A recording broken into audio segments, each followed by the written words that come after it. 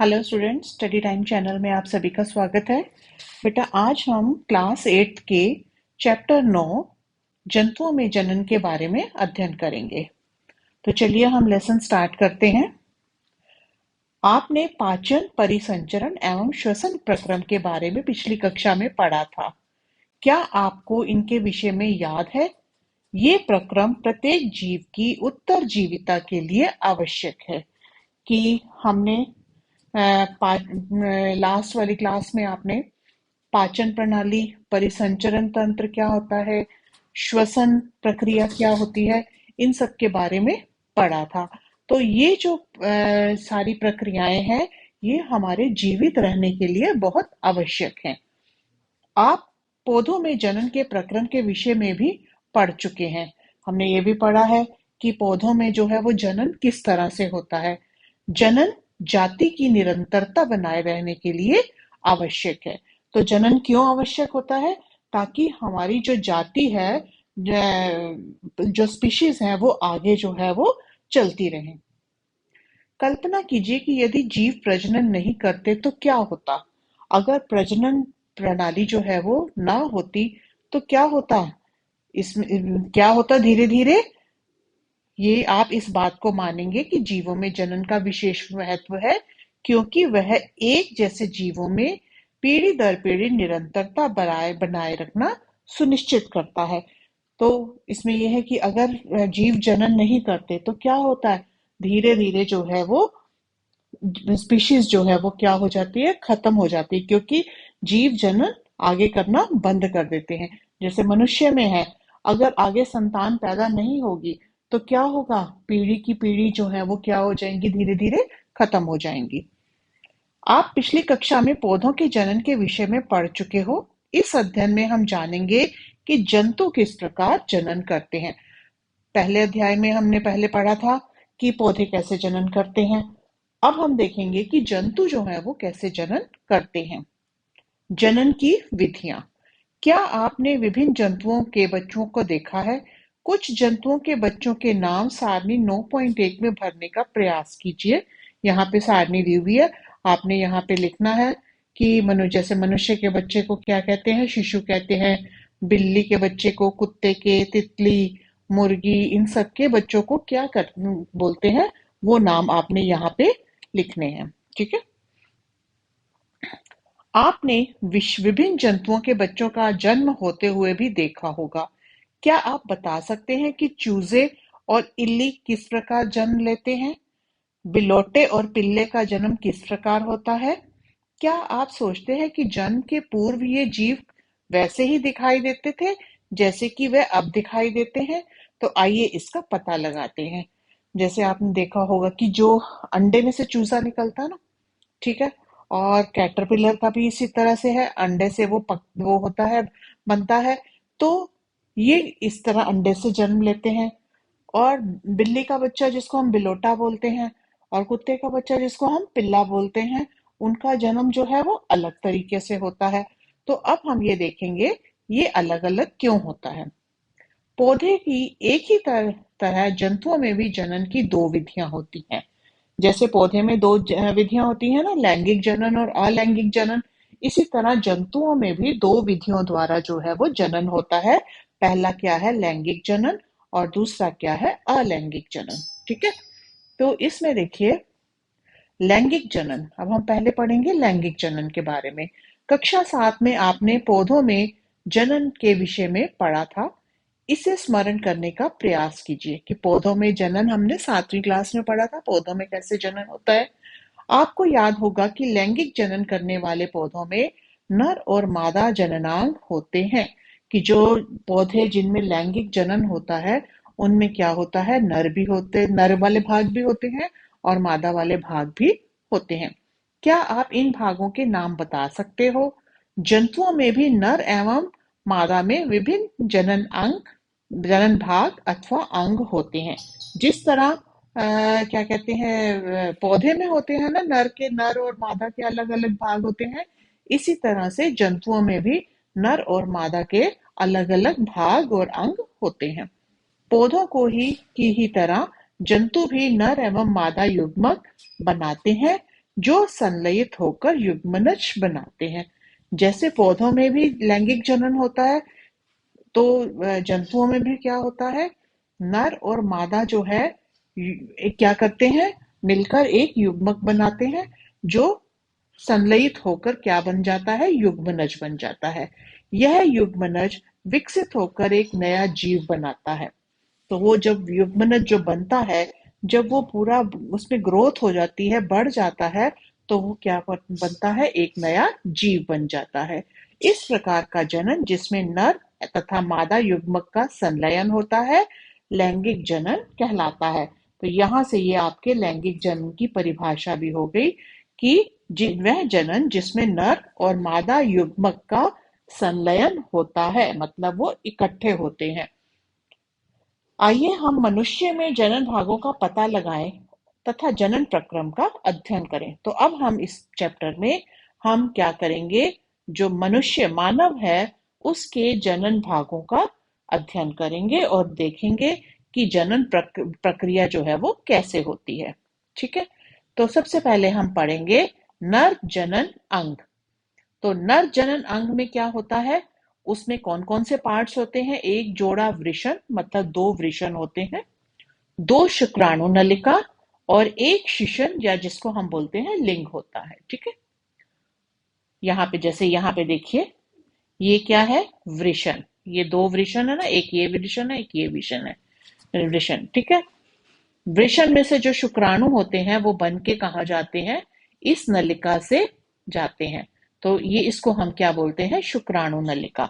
ये भी दो होती हैं, इस वृषण में से ये शुक्राणु नलिका जा रही है और इस वृषण में से ये शुक्राणु नलिका, यहाँ से शुक्राणु जो है वो निकल जाते हैं। ठीक है, फिर इसको क्या बोलते हैं, ये क्या है, शिशन, या इसको हम लिंग भी बोलते हैं।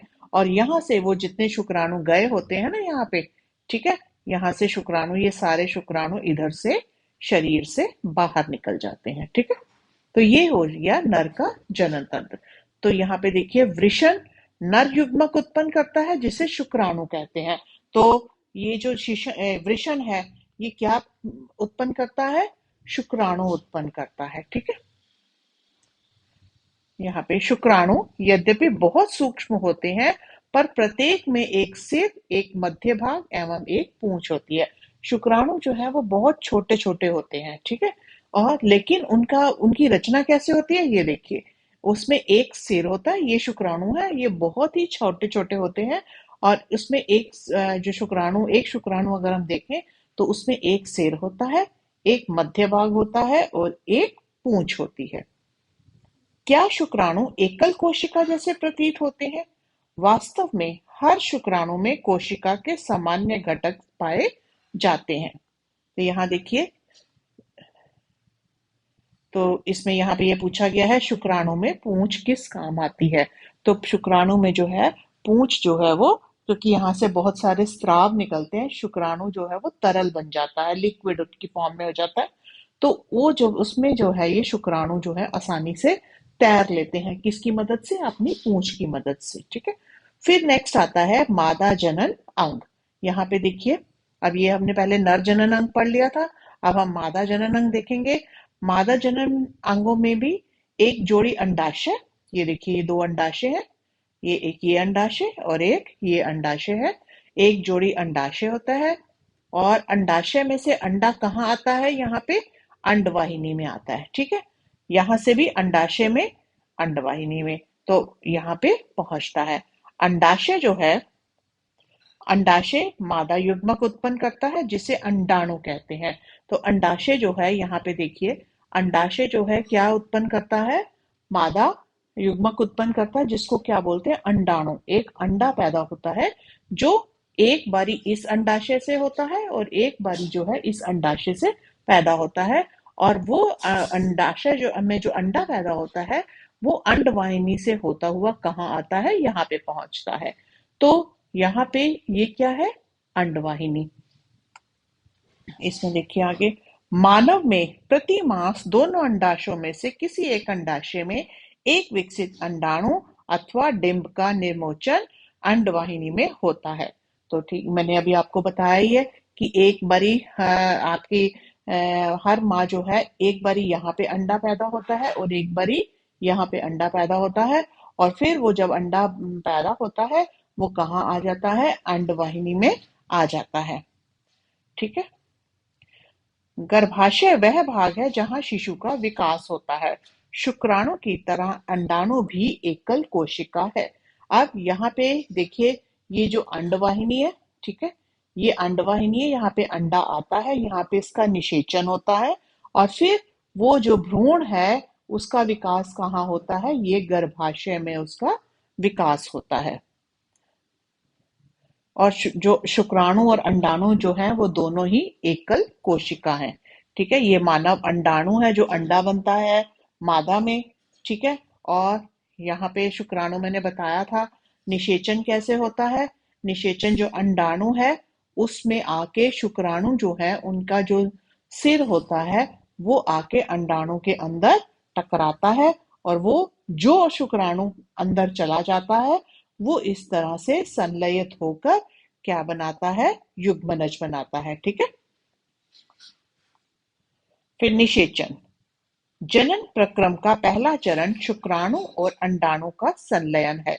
तो जनन कब स्टार्ट होता है, जब शुक्राणु और अंडाणु जो है वो आपस में मिल जाते हैं। जैसे कि इस चित्र में देखिए, यहाँ पे एक अंडा, मैं आपको दूसरे कलर से बता देती हूँ। यहाँ देखिए, यहाँ पे एक अंडा बना, वो अंडा यहाँ पे आया, यहाँ से शुक्राणु जो है वो अंदर आ रहे हैं, वो आके यहाँ पे जो है वो अंडे के साथ जो है संलयित होते हैं, और फिर वहां पे क्या हो जाता है, उनका युग्मनज बनता है। वो युग्मनज यहाँ पे आके गर्भाशय की दीवार के साथ चिपक जाता है, और गर्भाशय के की दीवार से ही वो खाना वगैरह लेता है और धीरे धीरे बड़ा हो जाता है। ठीक है। तो यहाँ पे भी ये देखिए, ये दिखाया हुआ यहाँ पे, ये अंडा जो संलयित हो गया। ठीक है। अब इसके बाद देखिए, जब शुक्राणु अंडाणु के संपर्क में आते हैं तो इनमें से एक शुक्राणु अंडाणु के साथ संलयित हो जाता है। मैंने आपको बताया ना कि जब अंडाणु और शुक्राणु मिलते हैं तो शुक्राणु बहुत सारे होते हैं, उनमें से एक शुक्राणु जो होता है वो अंडे के अंदर जाता है और क्या करता है, संलयित हो जाता है। तो शुक्राणु और अंडाणु का यह संलयन निषेचन कहलाता है। ये निषेचन की परिभाषा हो गई। निषेचन के समय शुक्राणु और अंडाणु संलयित होकर एक हो जाते हैं। निषेचन के परिणाम स्वरूप युग्मनज का निर्माण होता है। तो जब निषेचन हो जाता है, निषेचन के बाद क्या बनता है, ये युग्मनज जो है वो बनता है। क्या आपको जानकारी थी कि एक युग्मनज नर व्यष्टि का प्रारंभ है? तो ये युग्मनज जो है, जो नई संतान बनने है उसकी क्या है, एक स्टार्टिंग है यहाँ पे। निषेचन के प्रक्रम में स्त्री के अंडाणु और नर के शुक्राणु का संयोजन होता है। मतलब स्त्री से क्या आते हैं, क्या होता है, स्त्री में क्या होता है, अंडाणु, और पुरुष में क्या होते हैं, शुक्राणु। तो जब ये दोनों आपस में इनका संयोजन होता है, मतलब मिलते हैं, तो नई संतति के कुछ लक्षण अपने माता से और कुछ लक्षण अपने पिता से वंशानुगत लेते हैं। तो इसमें देखिए ना, नर का जो है वो शुक्राणु आया, मादा का जो है अंडा है। जब दोनों मिल जाते हैं तो उसमें क्या होता है, कुछ जो है करेक्टर्स या कुछ विशेष बातें उसके पिता की आ जाती हैं और संतान में, ठीक है, और कुछ बातें जो है वो अपनी माँ की आ जाती हैं। अपने भाई अथवा बहन को देखिए, यह पहचानने का प्रयास कीजिए कि उनमें से कौन से लक्षण माता से और कौन से लक्षण पिताजी से प्राप्त होते हैं। तो जैसे कि आप अपने घर में भी देखते हो, जो भाई बहन होते हैं उनकी शक्ल जो है वो क्या होती है, आपके माता पिता दादा दादी से जो है, या बुआ से चाचा से मिलती होती है। तो ऐसा इसी कारण ही होता है, क्योंकि जब संलयन होता है तो कुछ गुण जो है वो माता के आते हैं और कुछ गुण जो है वो पिता के आते हैं। तो इसी तरह आपने देखा होगा, कई बार आपके बोलने का तरीका या आवाज अपनी मम्मी से मिलती है, काम करने का तरीका, उठने बैठने का तरीका, या आपके बोलने का ढंग पिताजी से मिलता है, आंखों का रंग पिताजी पे जा सकता है, तो इस तरह से कुछ भी जो हमारे शरीर में बालों का रंग है, आंखों का रंग है, त्वचा का रंग है और कई लक्षण है, तरीका है उठने बैठने का, तो वो जो है किस पे जाता है, हमारे माता पे या हमारे पिता पे जाता है। वह निषेचन जो मादा के शरीर को के अंदर होता है आंतरिक निषेचन कहलाता है। तो निषेचन कौन सा होता है, जो मादा के शरीर के अंदर होता है, उस निषेचन को हम क्या बोलते हैं, आंतरिक निषेचन।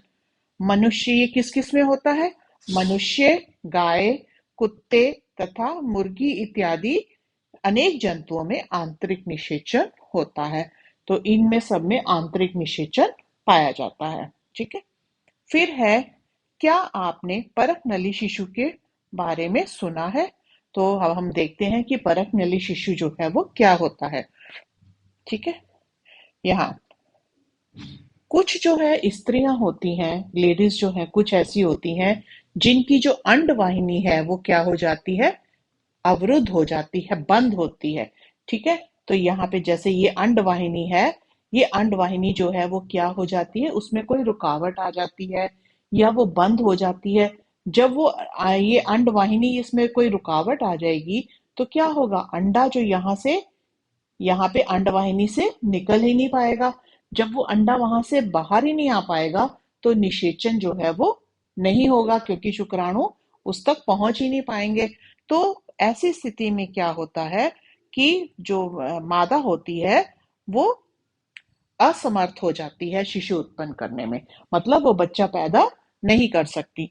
ऐसी स्त्रियां शिशु उत्पन्न करने में असमर्थ होती हैं क्योंकि निषेचन के लिए शुक्राणु मार्ग अवरुद्ध होने के कारण अंडाणु तक नहीं पहुंचते, क्योंकि अंडवाहिनी जो है अगर वो ब्लॉक हो गई है, बंद हो गई है, तो शुक्राणु जो है वो निषेचन के लिए अंडे के पास पहुंच ही नहीं पाते। ठीक है। अब यहाँ पे ये देखिए, जैसे ये है, ये अंडवाहिनी है, यहाँ पे अंडाणु बन रहे हैं, यहाँ से अंडाणु इधर आएंगे, इधर से शुक्राणु आएंगे। अब बीच में कुछ, यहाँ पे इनमें ये नली बंद हो गई है या इसमें कोई खराबी आ गई है, तो क्या होगा, जितने शुक्राणु यहाँ से आ रहे हैं वो अंडे तक पहुंच ही नहीं पाएंगे। तो इस स्थिति में जो है मादा जो है वो बच्चा उत्पन्न करने में असमर्थ हो जाती है। ऐसी स्थिति में डॉक्टर ताजा अंडाणु एवं शुक्राणु एकत्र करके उचित माध्यम में कुछ घंटों के लिए एक साथ रखते हैं, जिससे आईवीएफ अथवा इन इन विट्रो निषेचन से हो सके। तो उस स्थिति में क्या किया जा सकता है, देखो, अब मादा में जो है अंडाणु तो बन रहा है, जो नर है उसमें शुक्राणु भी है, लेकिन वो आपस में मिल नहीं पा रहे ना। तो अब डॉक्टर्स क्या करते हैं कि मादा के शरीर में से अंडाणु जो है वो, अंडा जो है वो निकाल लेते हैं और नर जो है उससे शुक्राणु ले लेते हैं और उनको लैब में, ठीक है, उचित तापमान देकर उन दोनों को इकट्ठा रख देते हैं। ठीक है। तो उसमें वो होता है कि जो है संलयन हो जाता है। तो ऐसे को हम टेस्ट ट्यूब बेबी बोलते हैं या इन विट्रो निषेचन जो है वो, या जिसको हम कृत्रिम निषेचन भी कहते हैं, क्योंकि निषेचन जो है वो यहाँ नहीं हुआ, निषेचन कहाँ हुआ, लैब में कराया गया, हमने शरीर से बाहर कराया, तो इसको हम बोलते हैं कृत्रिम निषेचन। अगर निषेचन हो जाता है तो युग्मनज को लगभग 1 सप्ताह तक विकसित किया जाता है। अगर वो वहां शुक्राणु जो है अंडे के साथ उसमें चला जाता है, संलयन हो जाता है, तो फिर क्या किया जाता है, 1 हफ्ते तक वो लैब में ही उसको उसकी वृद्धि होने दी जाती है। ठीक है। इसके बाद उसे माता के गर्भाशय में स्थापित किया जाता है। फिर आके यहाँ पे मैं आपको इधर समझा देती हूँ, ज्यादा अच्छा समझ आ जाएगा आपको। यहाँ देखिए, यहाँ पे मैंने बोला था, यहाँ देख लीजिए इसे, मैंने ये बोल दिया कि यहाँ पे कोई ब्लॉकेज आ गई, अंडाणु यहाँ पे आया, यहाँ से शुक्राणु आया, लेकिन वो आपस में मिल नहीं पाए। तो हमने क्या किया कि ये वाला अंडाणु लिया और यहाँ से शुक्राणु ले लिए। ठीक है। वो दोनों को हमने लैब में रख दिया। जब इनमें आपस में संलयन हो गया तो उसके 1 हफ्ते तक वो लैब में ही उनको विकसित किया जाता है। फिर जब वो संलयन उनमें हो जाता है, वो संलयित हैं और वो 1 हफ्ते तक उनको विकसित कर लिया गया है, तो इनको दोबारा उठा के हम कहाँ रख देते हैं, यहाँ गर्भाशय में रख देते हैं, यहाँ पे। ठीक है। और यहाँ फिर वो जो बच्चा जो है वो ग्रोथ करना शुरू कर देता है, उसमें वृद्धि होनी शुरू हो जाती है। ठीक है। तो इसको हम क्या बोलते हैं, इन विट्रो फर्टिलाइजेशन, या जिसको हम आईवीएफ भी कहते हैं। ठीक है। ये यहाँ पे देखिए इधर, माता के गर्भाशय में पूर्ण विकास होता है तथा शिशु का जन्म सामान्य शिशु की तरह ही होता है। अब उसको हमने गर्भाशय में रख दिया, वो नॉर्मल बच्चे की तरह उसकी ग्रोथ होती है और नॉर्मल बच्चे की तरह ही वो पैदा हो जाता है। इस तकनीक द्वारा जन्मे शिशु को परक नली शिशु भी कहते हैं। यह एक मिथ्या है, क्योंकि शिशु का मिथ्या नाम है, क्योंकि शिशु का विकास परक नली में नहीं होता। तो एक्चुअल में क्या है, हम बोलते हैं ना टेस्ट ट्यूब बेबी, तो देख के ये लगता है कि शायद वो बच्चा जो है टेस्ट ट्यूब में ही पैदा हुआ है, लेकिन ऐसा गलत है। टेस्ट ट्यूब में पैदा नहीं होता, खाली वहां पे लैब में उनका संलयन कराया जाता है अंडे और शुक्राणु का, और फिर वो जो 1 हफ्ते तक उसमें वृद्धि कराई जाती है, और फिर वो जो युग्मनज होता है वो गर्भाशय में रख दिया जाता है, और वहां से जो है नॉर्मल तरह से जो है बच्चा ग्रोथ करता है। ठीक है। फिर देखिए इसके बाद, आपको यह जानकर आश्चर्य होगा कि अनेक जंतुओं में निषेचन की क्रिया मादा जंतु के शरीर के बाहर होती है। इन जंतुओं में निषेचन जल में होता है। अब ये तो होता है कि मादा के शरीर के अंदर निषेचन हुआ, ठीक है। अब कुछ जंतु ऐसे हैं जिनमें मादा के शरीर के अंदर निषेचन नहीं होता। निषेचन कहाँ होता है, शरीर से बाहर होता है। ज्यादातर ये कहाँ होता है, जल में होता है। तो आइए इसका पता लगाएं, ये किस प्रकार संपन्न होता है। फिर क्रिया है, वसंत अथवा वर्षा ऋतु के समय किसी तालाब अथवा मंद गति से बहते झरने का भ्रमण कीजिए। जल पर तैरते हुए मेंढक के अंडों को ढूंढिए। अंडों के रंग एवं साइज को नोट कीजिए। ठीक है। तो यहाँ पे देखिए आगे, यहाँ पे देखिए नर और मादा एक साथ पानी में जाते हैं। जहां पे निषेचन पानी में होता है, ये शरीर से बाहर होता है, तो वहां पे क्या होता है कि जो नर है, जैसे मेंढक है, नर मेंढक मादा, ये दोनों जहां पानी में जाते हैं, तो वहां पे क्या होता है, मादा जो है वो बहुत सारे अंडे दे देती है पानी में। ठीक है। और मुर्गी के अंडों की तरह मेंढक के अंडे कवच से ढके नहीं होते। मुर्गी का अंडा तो है ना, वो कवर से ढका हुआ होता है, सफेद कवर चढ़ा होता है उसके ऊपर, लेकिन जो मेंढक के अंडे होते हैं वो ढके नहीं होते, और यह अपेक्षाकृत बहुत कोमल होते हैं, बड़े सॉफ्ट से होते हैं उस मेंढक के अंडे। तो ये जेली की एक परत अंडों को एक साथ रखती है। वो एक जेली जैसी पदार्थ होता है, जो कि उस अंडे को इकट्ठा करके रखता है तथा उसकी सुरक्षा भी करती है। तो इसमें क्या होता है, जैसे ही मादा ने अंडे दिए, नर क्या करते हैं, उस पर शुक्राणु छोड़ देता है।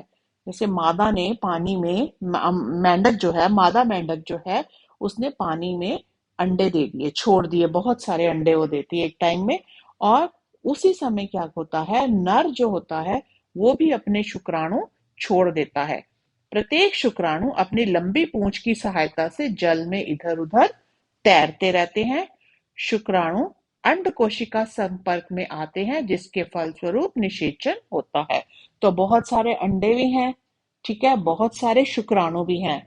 तो जो शुक्राणु जिस अंडे के साथ मिल जाता है, उन अंडों में क्या हो जाता है, निषेचन हो जाता है, और उनमें से जो है वो जो नए जो है वो ये उनकी आगे संतति जो है वो पैदा होती है।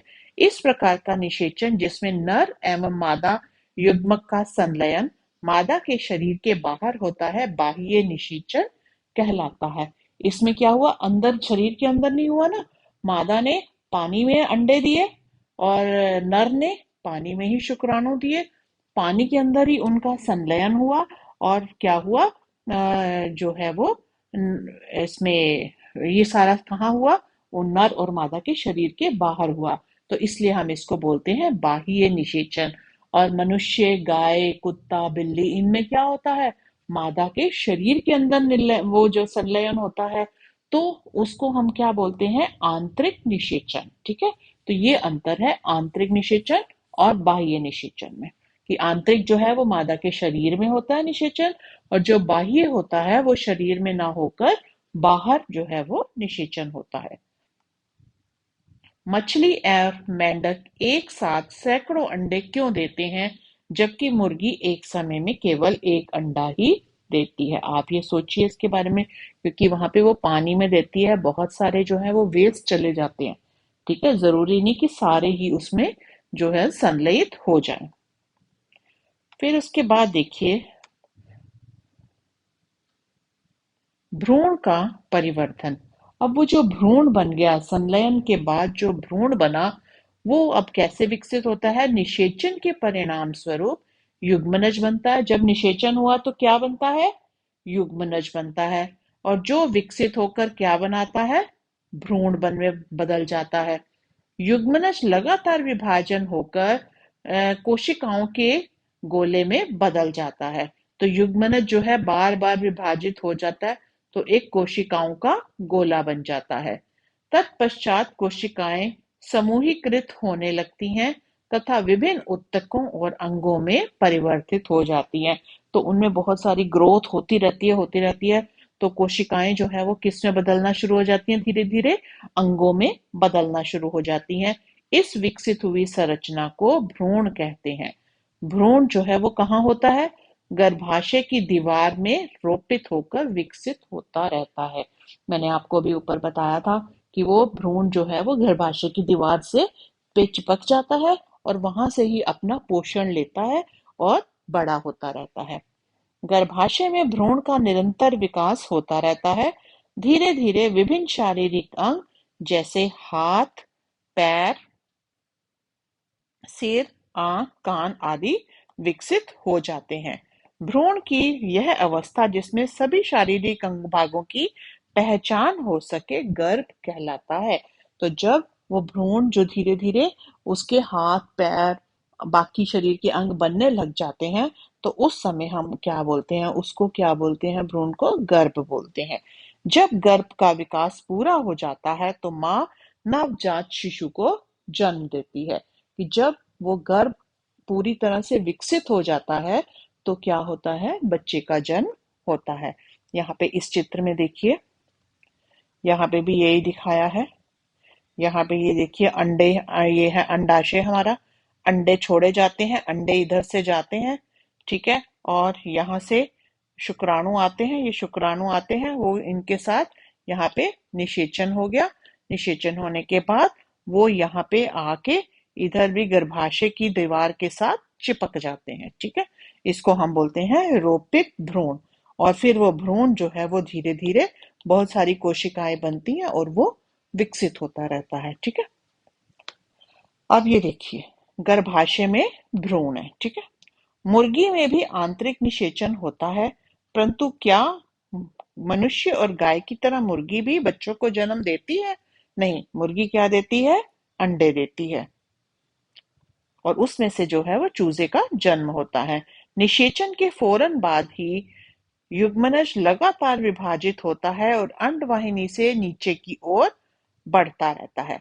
जैसे ही निषेचन होता है तो उसमें क्या होती है? एकदम ग्रोथ होनी शुरू हो जाती है। ठीक है, और उसमें युग्मनज जो है वो लगातार विभाजित होना शुरू हो जाता है और अंडवाहिनी से वो कहाँ आता है? नीचे की ओर। यहाँ पे ये देखिए, यहाँ था, ये देखिए अंडवाहिनी से वो कहाँ आना शुरू हो जाता है? इधर नीचे की ओर आना शुरू हो जाता है। इसके नीचे बढ़ने के साथ साथ इस पर सुरक्षित परत चढ़ जाती है। मुर्गी के अंडे पर दिखाई देने वाला कठोर कवच भी ऐसी ही सुरक्षा देता है। तो वो जो भ्रूण बनता है ना, उसके ऊपर सुरक्षा कवच होती है, एक कवच होता है, ताकि उसका जो है उस कवच के अंदर ही वो पूरा विकास हो जाए। तो इसी तरह मुर्गी में भी जो है एक कवच होता है। आपने देखा जो उसका व्हाइट छिलका उतरता है वो क्या है? एक्चुअल में अंडे का कवच होता है जो अंडे को संभाल कर रखता है। कठोर कवच के पूर्ण रूप से बन जाने के बाद मुर्गी अंडे का निमोचन करती है। जब वो उसमें अंदर पूरी तरह से चूजे का विकास हो जाता है, तब क्या होती है? मुर्गी के अंडों को चूजा बनने में लगभग 3 सप्ताह का समय लगता है। जब वो अंडा देती है तो लगभग 3 सप्ताह के बाद जो है उसमें से चूजे निकलने शुरू होते हैं। और आपने मुर्गी को ऊष्मायन के लिए अंडों पर बैठे देखा होगा। ठीक है, तो इसमें क्या होता है कि जब वो अंडे देती है तो कुछ अंडे तो जो है मुर्गी पालन जो करते हैं वो ले लेते हैं, उठा लेते हैं। ठीक है, लेकिन कुछ अंडे जो हैं वो छोड़ देते हैं। क्यों? क्योंकि उसके ऊपर जो है वो मुर्गी जो है अंडों के ऊपर बैठती है और अपनी ऊष्मा उनको देती है अंडों को, और जिससे कि अंदर चूजे का विकास होता है। ठीक है, और फिर 3 हफ्ते के बाद जो है उसके अंदर से चूजे जो है वो बाहर आ जाते हैं। नेक्स्ट है यहाँ पे विकास एवं अवधि में।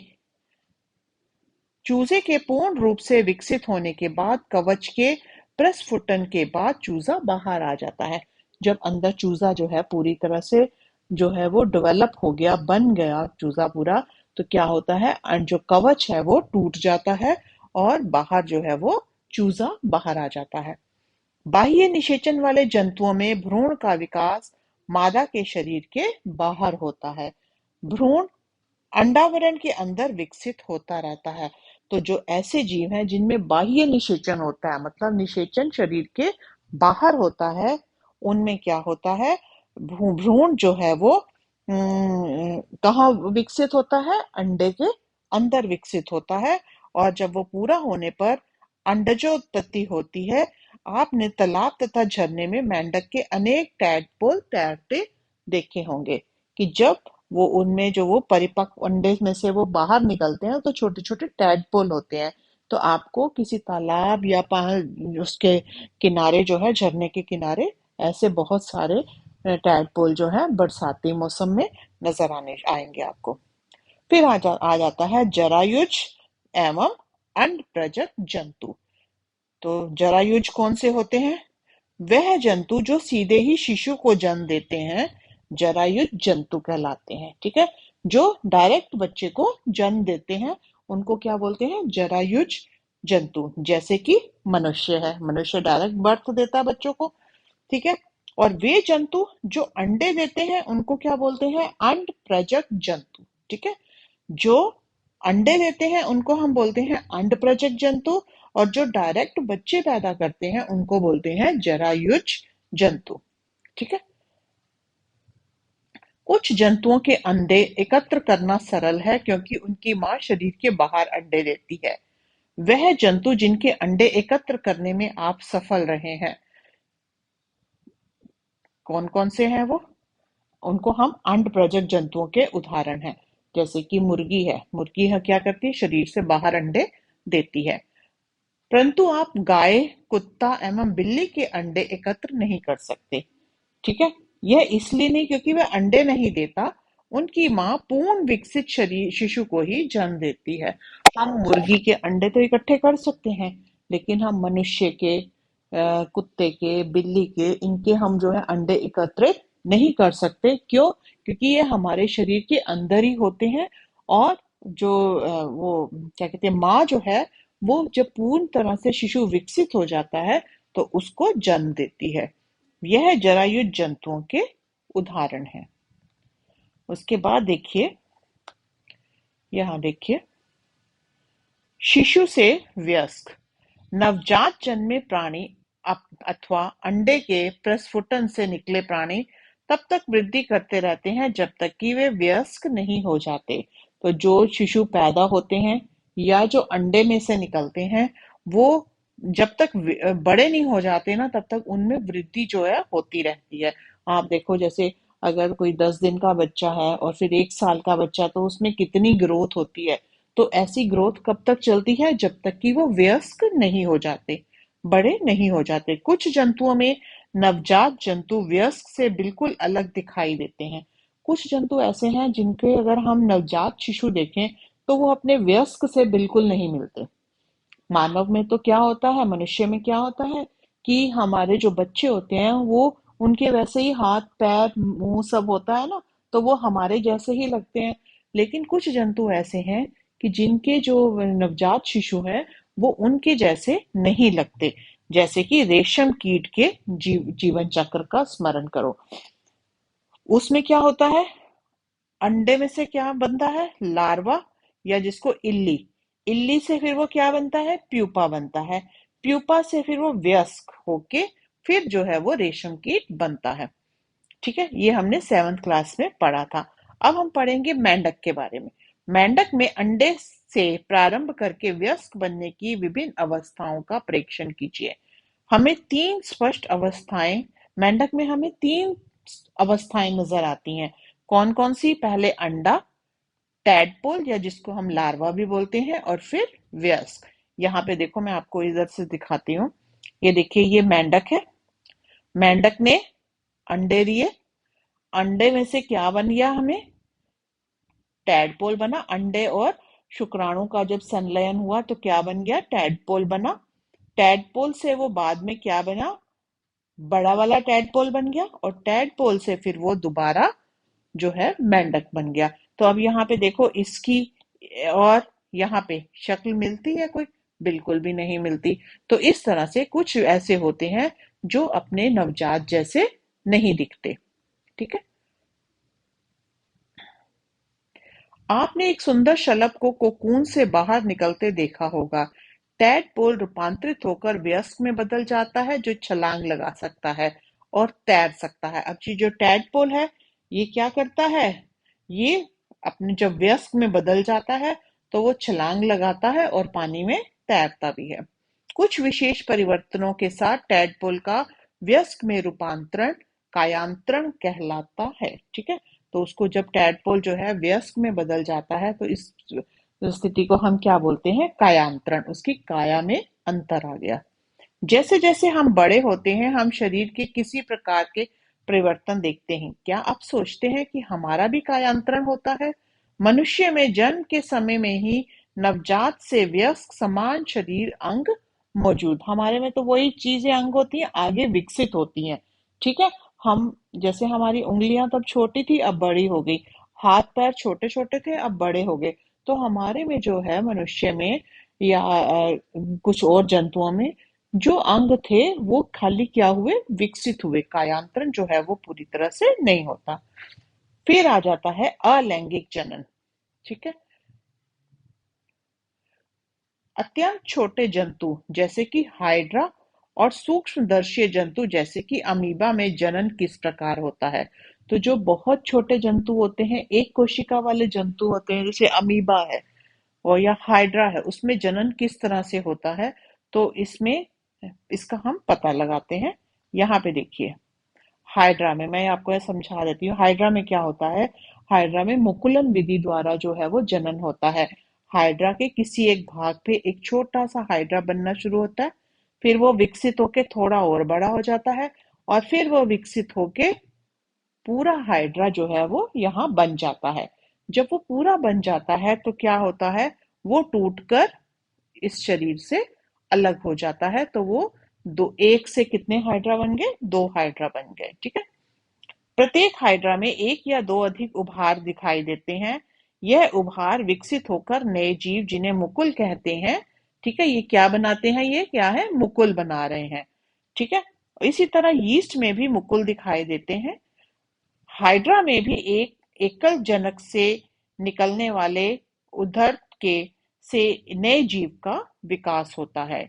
इस प्रकार के जनन को, जिसमें केवल एक ही जनक नए जीव को जन्म देता है, अलैंगिक जनन कहते हैं। जिसमें खाली एक ही भाग लेता है। आपने अभी तक जितना जनन देखा उसमें नर और मादा दोनों चीजें, दोनों भाग लेते थे ना, तब जनन होता था। लेकिन यहाँ पे जो है, एक ही जीव जो है वो जो है जनन की प्रक्रिया कर लेता है।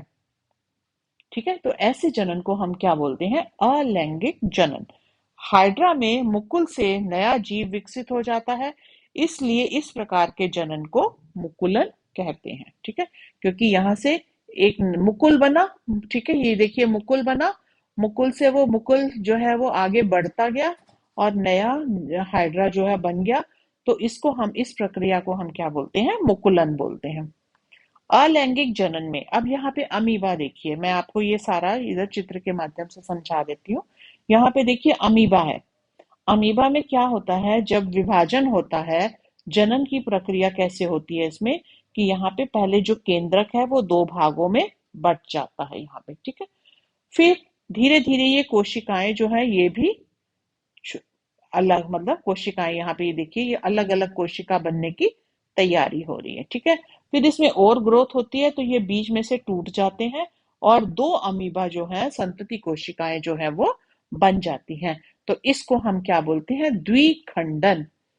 दो में बट गया ना, ये दो में खंडित हो गया, एक अमीबा दो में खंडित हो गया, तो इसको हम बोलते हैं द्विखंडन, ठीक है। तो इसके बाद जो है आपका लेसन जो है यहीं पे समाप्त होता है। आशा है आपको ये लेसन जो है अच्छी तरह से समझ आ गया होगा। और अगर आपको ये लेसन अच्छा लगा है और आने वाले और लेसन्स देखना चाहते हैं तो मेरे चैनल को लाइक सब्सक्राइब कीजिए और बेल आइकन को प्रेस कीजिए, ताकि आने वाले जितने भी वीडियोस होंगे उनकी नोटिफिकेशन आपको आपके मोबाइल पर मिल जाएगी। थैंक यू बेटा।